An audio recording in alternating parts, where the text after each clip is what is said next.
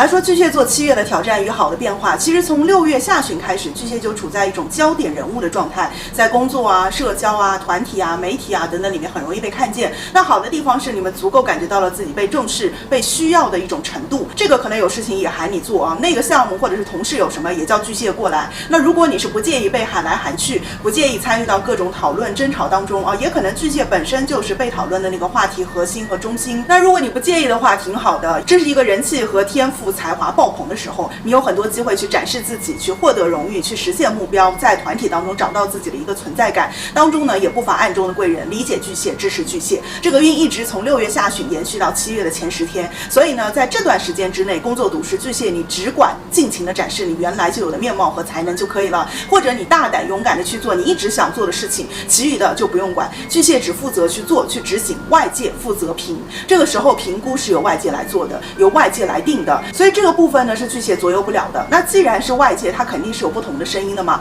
人又不是人民币，做不到人人都喜欢。对于同一个人同一个事情，不同的人也会有不同的观点。但是呢，巨蟹不用担心，这个当中一定有赏识你站在你这边的，因为吉星金星中旬7月12日就进入到巨蟹的价值宫位了，它既代表正财运，也代表巨蟹的价值会以某种形式体现出来。有人会给巨蟹递来橄榄枝，所以呢，中旬10天，巨蟹很容易拿到比如一笔款啊，或者是财运变旺啊，工作变顺啊，签下大单啊，找到资金，找到金主，找到工作等等。如果有延迟的话，也是7月21日、22日太阳换座以后这10天会有相关的好事情发生。但是也要提醒巨蟹啊，7月末这10天左右，虽然你们也延续了很强的正财运，但是这个时候开出来一个口子，就是有一部分流出去的、支出去的，比如说报复性的一些消费啊，或者投入啊，或者花一些财去展示你的身份、展示你的价值，去换一些装备等等，要注意一些莫名其妙流出去的财，管住自己的小手指，也要稍微小心一下周围的一些小人，可能会导致你损失。因为8月有水逆嘛，那7月末这10天也算进入到了水逆的一个周期。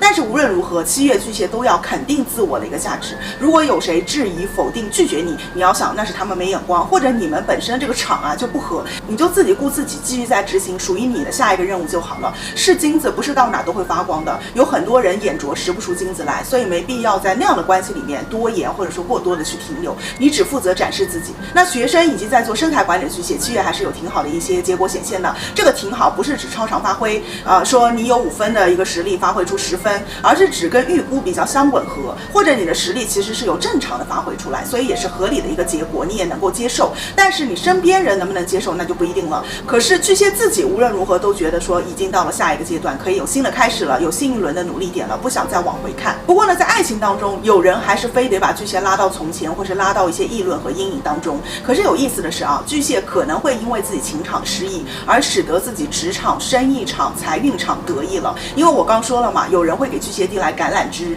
那这个橄榄枝也可能是因为别人知道了巨蟹个人的一些事情，或者是你的一些话题性而递给你的机会，就是一些是非反而会促使某些商机和正财运的产生，所以就看你看重哪一方面。另外呢，7月21日到23日开始，巨蟹要开始防范小人，做好水逆的准备。所以呢，如果你是一些有过去的一些情感没有处理好的巨蟹，这个时候要注意问题可能会曝光出来，或者是找回来。有人可能会搞事情啦，做文章啦你千万不能够中招，一定要稳定一点，温和一点，也不必急着解释，你专注在自己的搞财、搞事业的正事上，等水逆过后就好了，也就1个月多一点的时间。那有伴侣并且没有分的巨蟹呢，7月上旬2个人彼此待的时候还是不错的啊，可能跟朋友在一起，或者说对外方面会有一些冲突和不一致，但是问题不是很大，就是可能占有欲强，想的会多了一些。那月末的10天呢，要注意避免这种争执，要控制住脾气。单身的这个月可以不考虑桃花，考虑把自己变帅、变美、变多金、变能干就好了，因为你们7月有这样的一个好运气。那祝巨蟹7月自信不疑，竭尽全力，相信自己不同凡响，终抵目标，加油好运啦！我是艾老范老师，用星座心理学一起指导自身生活，拜拜。